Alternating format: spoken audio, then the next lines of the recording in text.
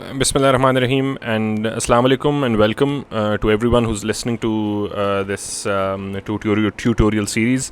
We are continuing with our concept building of the production possibility curve. We were done with the first three main concepts.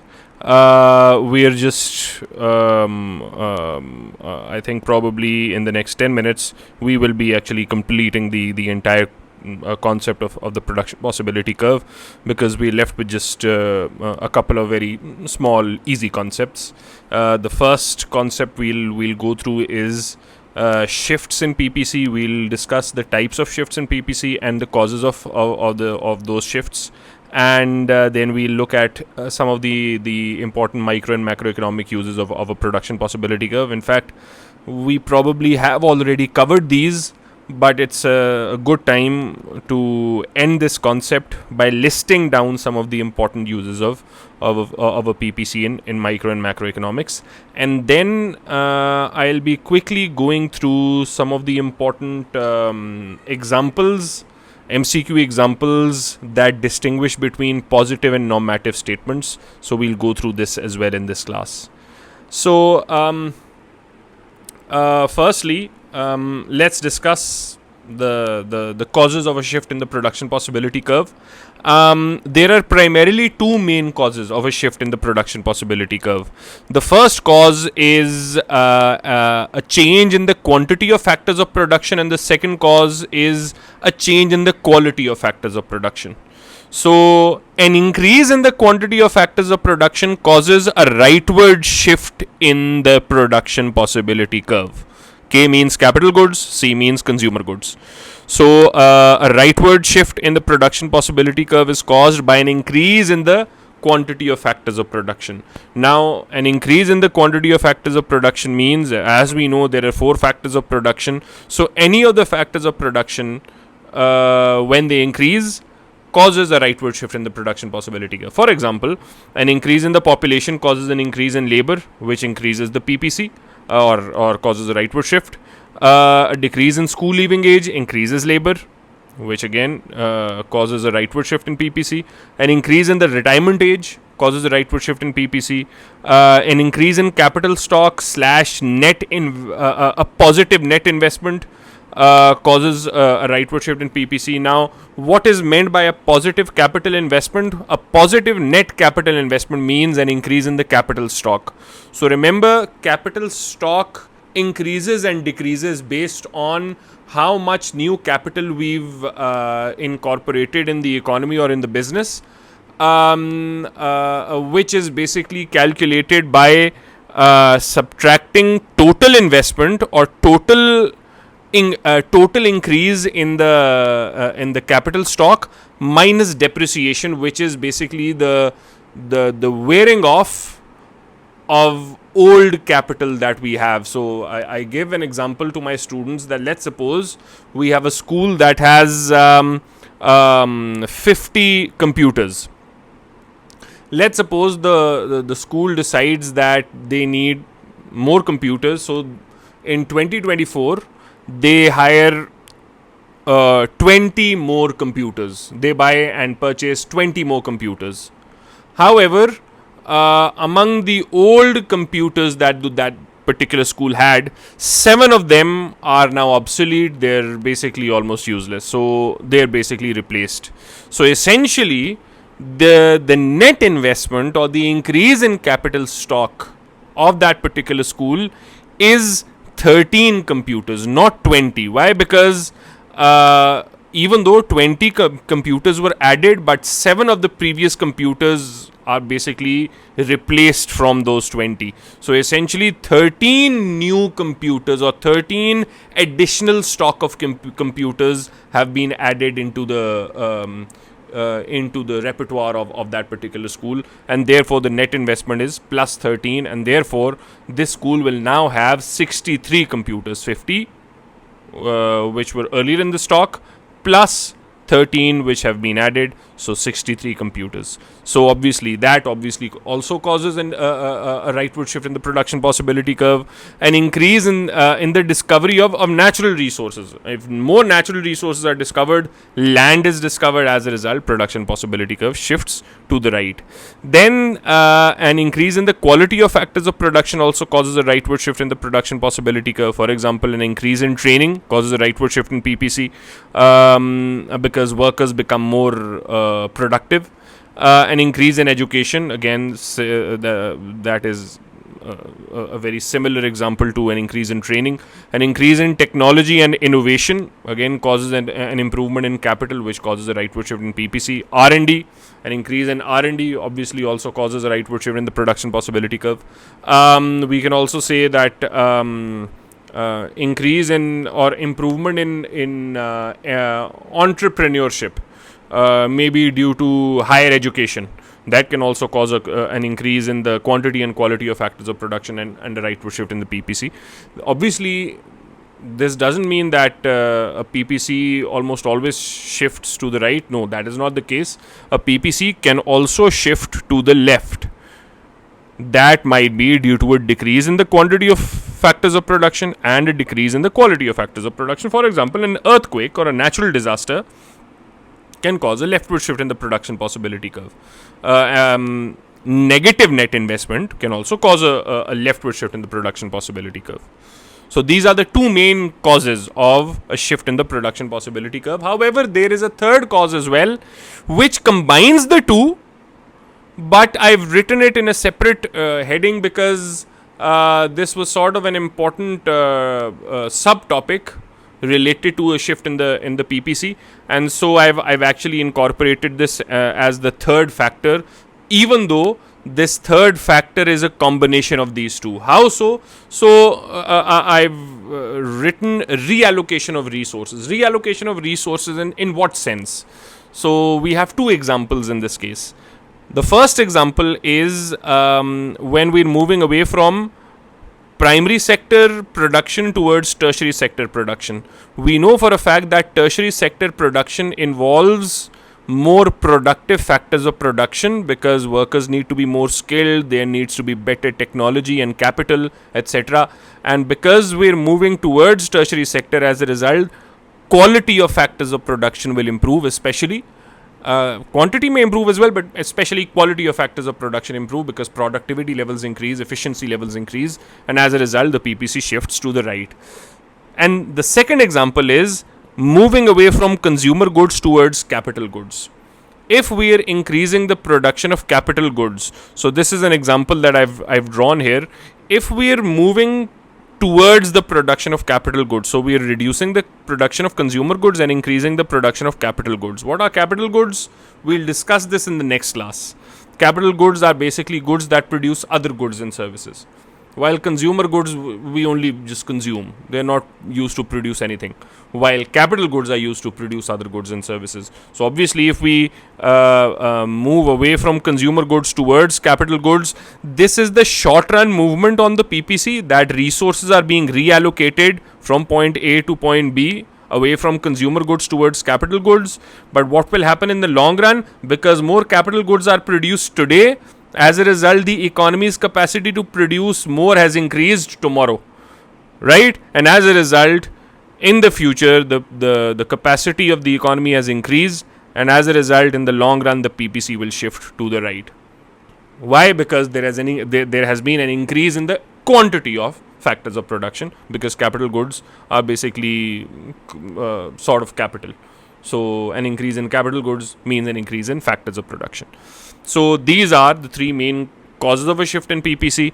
Now, the types of shifts in PPC are there are multiple types, but the more important types are the three mentioned here.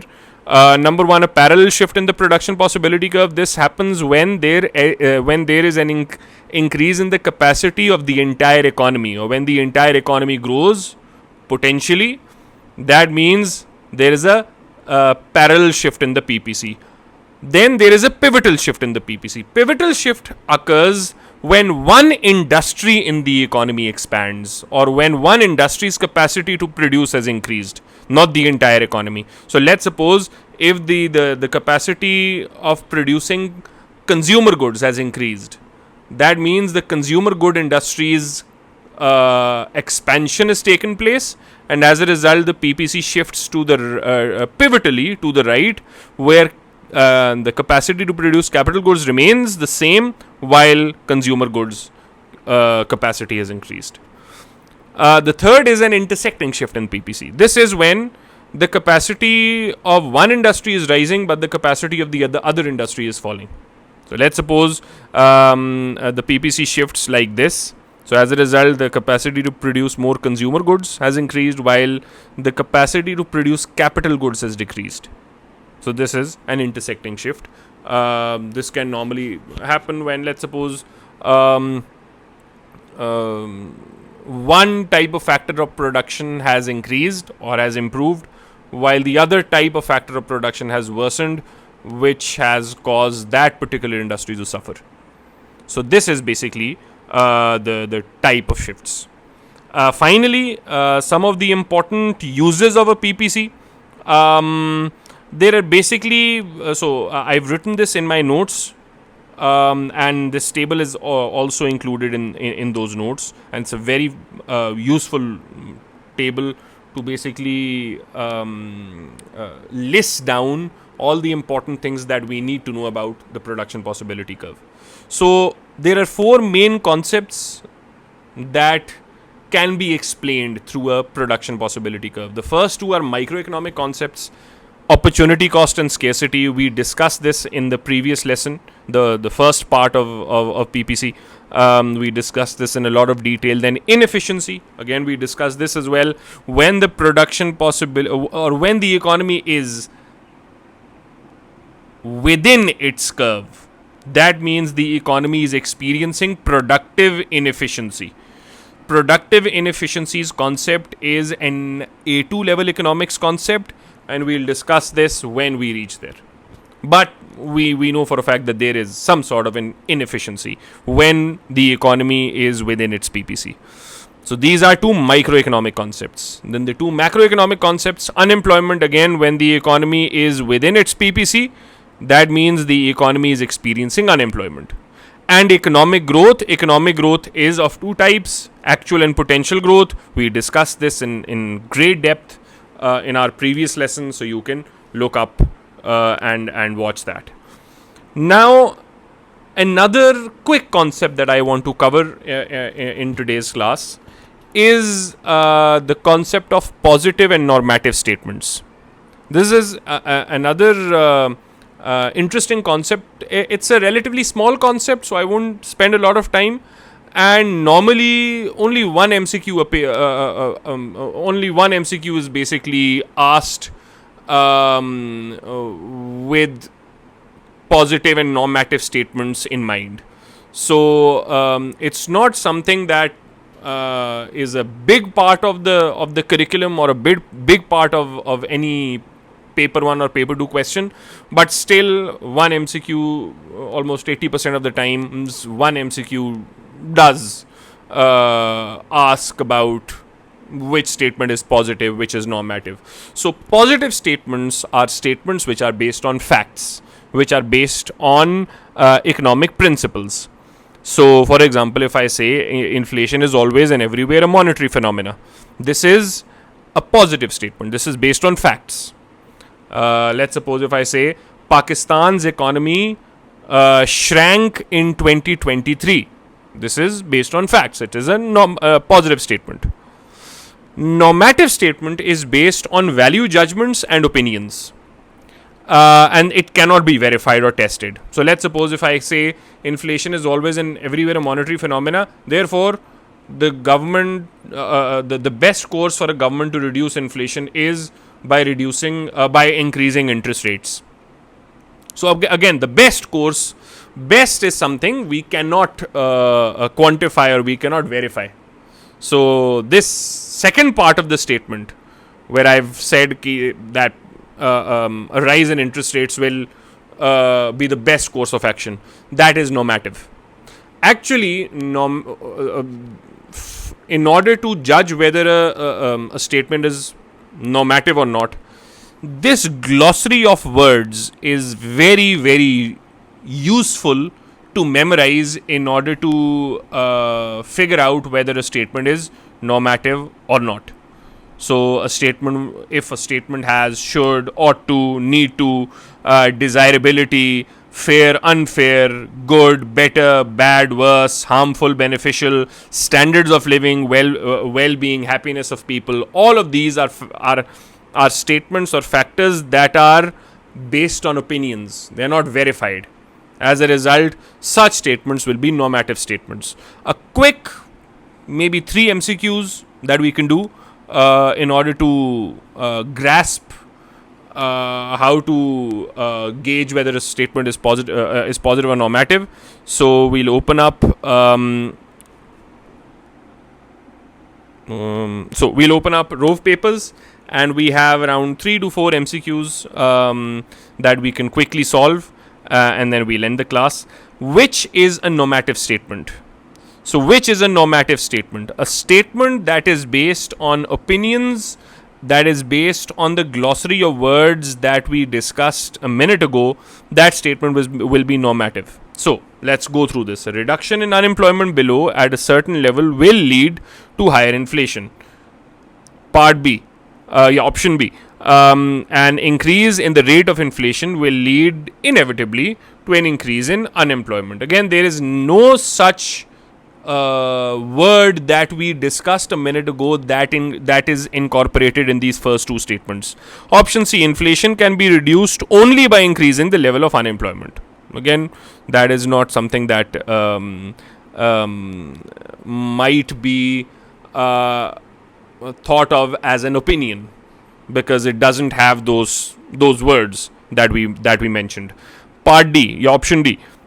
Unemployment is more harmful to economic welfare than inflation. Now, why is this a normative statement? Why is this based on opinion? Because the term harmful has been basically incorporated in this question.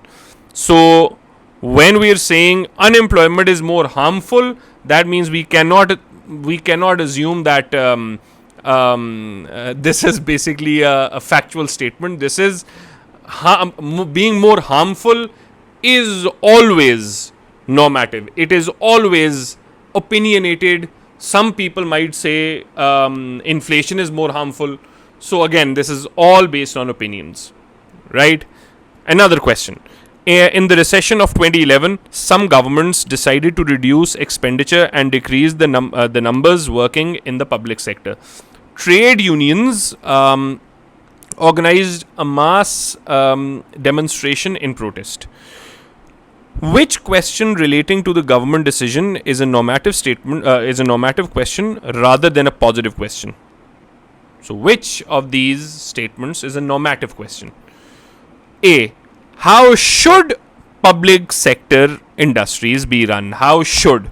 Again, some people will say public sector industries should be run like this. Others will say it should be run like this. So, this should will be a good indicator of this is an opinion, therefore this is a normative statement. Another question. Skilled actors deserve to receive a high income because they bring pleasure to people who attend the theatre. What can be concluded about this statement? Option A. It is a normative statement. It is a normative statement because it talks about deserving something. Deserving something cannot never be quantified or verified. So it is a normative statement, but why? Because both services and goods are economic outputs. This has got nothing to do with normative being a normative statement. So A is incorrect. B. It is a normative statement because it expresses an opinion. Absolutely. B is the correct answer. Because it does express an opinion. Deserving of something has got nothing to do with anything that is factual. Right? So we've discussed probably 3 questions. I think this is a good sort of a foundation that students can get. You can practice more MCQs as well from past paper questions, and Rove papers is a good sort of a platform where you can solve certain questions that have positive and normative statements. Other than that, in our next, I hope these statements and the entire concept of the production possibility curve has been clarified, and it is understood. Hopefully, in the next lesson, my aim will be to, inshallah, discuss types of goods, and I hope to complete that entire concept in one class. So I hope to see everyone in the next class. Thank you for joining us.